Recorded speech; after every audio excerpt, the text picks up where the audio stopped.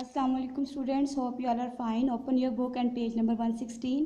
Students, आपको पता है कि हमारा यूनिट नंबर 5 ग्रेविटेशन है जो है वो ख़त्म हो गया है। उसके अब हमने न्यूमेरिकल प्रॉब्लम स्टार्ट किए हुए हैं।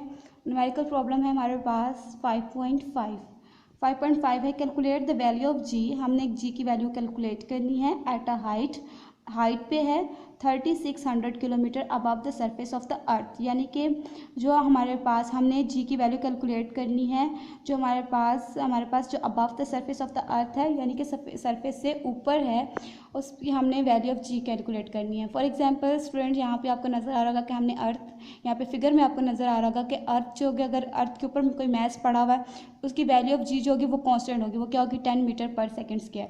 लेकिन जब उसे हम हाइट पर ले जाएंगे तो वो हमारे पास जी जो होगा वो किस में कन्वर्ट हो जाएगा? जी एच में। तो अब उसकी हमने ग्रेविटेशन कैलकुलेट करनी है कि जी एच हमने कैलकुलेट करनी है।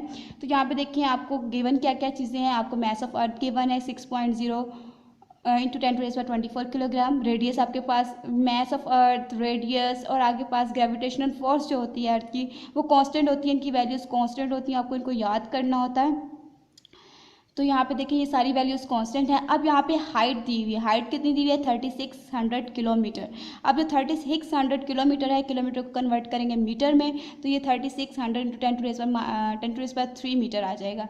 जब यहाँ पे देखिए, जब हम पॉइंट को शिफ्ट करेंगे अंदर की तरफ, तो यहाँ पे देखिए यहाँ कितने ज़ीरो आ रहे हैं? 1 2 पॉइंट जब लेकर जाएंगे हम 6 के बाद लेकर जाएंगे तो हमारे पास क्या हो जाएगा कि 10⁻6 बन जाएगा। तो ये 3.6 इंटू 10⁻6 मीटर बन जाएगा। ग्रेविटेशनल फोर्स की वैल्यू होती है 6.673 इंटू 10⁻11 न्यूटन मीटर का स्क्वायर पर किलोग्राम का स्क्वायर। हमने कैलकुलेट क्या करनी है? जी एच कैलकुलेट करनी है। जी एच मीन्स के ग्रेविटेशनल फोर्स ऑन हाइट। ठीक है, हाइट पे हमने फोर्स ग्रेविटी कैलकुलेट करनी है, acceleration due to gravity calculate करनी है एट हाइट। अब यहाँ पे देखिए आपको नजर आएगा फार्मूला हमारे पास क्या होता है? G is equal to G M E over R square. ठीक है, जी किस में कन्वर्ट हो गया था? जी एच में। G h is equal to G M E over R, G M over R. अब आर में हमारे पास हाइट का फैक्टर भी आ गया है। ठीक है, तो ये आर प्लस एच हो जाएगा।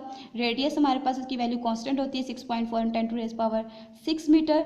और हाइट हमारे पास कितनी है? 3.6 10⁻6 मीटर का होल स्क्वायर। ये सारा आपको नज़र आ रहा है यहाँ पे कि आपके पास ग्रेविटेशन वैल्यू फिक्स होती है, मैस ऑफ अर्थ की वैल्यू भी फिक्स होती है। इनको आपस में डिवाइड करेंगे तो जी एच हमारे पास आ जाएगी 4.00 मीटर पर सेकेंड। मीन्स कि हमारे पास, अगर हम अर्थ से अवे जाते हैं स्टूडेंट्स, जब हम अर्थ से दूर जाते हैं यानी हाइट पर चले जाते हैं, तो ग्रेविटी की वैल्यू क्या होना शुरू हो जाती है? डिक्रीज़ होना शुरू हो जाती है। क्या होना शुरू हो जाती है? डिक्रीज़ होना शुरू हो। यानी कि पहले क्या थी? ग्रेविटी की वैल्यू जी कांस्टेंट थी, कितनी थी? 10 मीटर पर सेकेंड। अब वो डिक्रीज़ होकर कितने पे चलेगी? 4 मीटर पर सेकेंड स्क्वायर।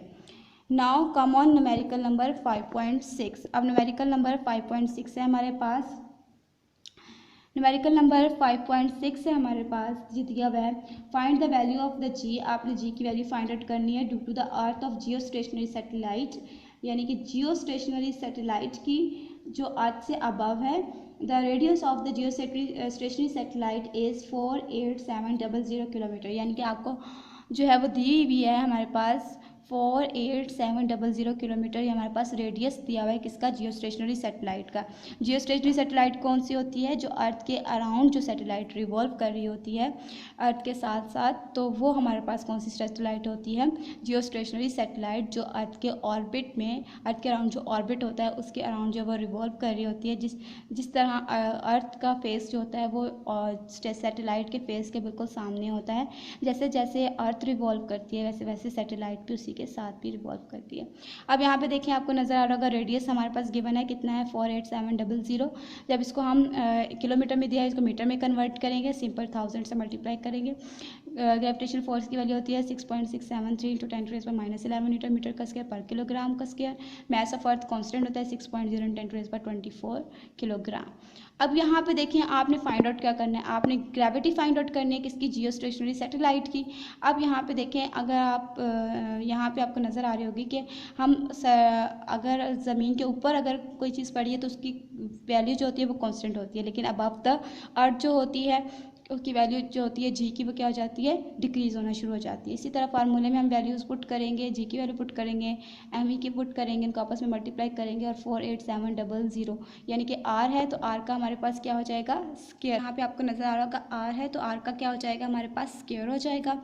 तो हमारे पास 487 और यहाँ पे कितने ज़ीरोज़ बन रहे हैं, हमने 1000 से मल्टीप्लाई किया तो 50 बन रहे हैं, तो इसको हम स्क्वायर करेंगे तो उसको डिवाइड करेंगे, हमारे पास g is equals to 0.168 metre per second. Students देखें, अगर हम हाइट पे जाते हैं तो ग्रेविटी की वैल्यू क्या होना शुरू हो जाती है, डिक्रीज होना शुरू हो जाती है, क्योंकि ग्रेविटी जो होती है वो अर्थ में बहुत ज़्यादा प्रेजेंट होती है जब हम अर्थ की सरफेस के ऊपर होते हैं। अबव द सरफेस ग्रेविटी की वैल्यू डिक्रीज हो जाती है। अब यहाँ पे देखिए 0.168 है। अब यहाँ पे आपको नज़र आ रहा होगा यहाँ पे फैक्टर, यहाँ पे 8 जो है हमने इसको राउंड ऑफ कर दिया है तो 0.17 मीटर पर सेकेंड हमारे पास जी की वैल्यू आ गई है ऑर्बिटर सैटेलाइट की, जियो स्टेशनरी ऑर्बिटर सैटेलाइट की। होप स्टूडेंट्स के आपको मेरा लेक्चर समझ आ गया होगा। Thank you so much.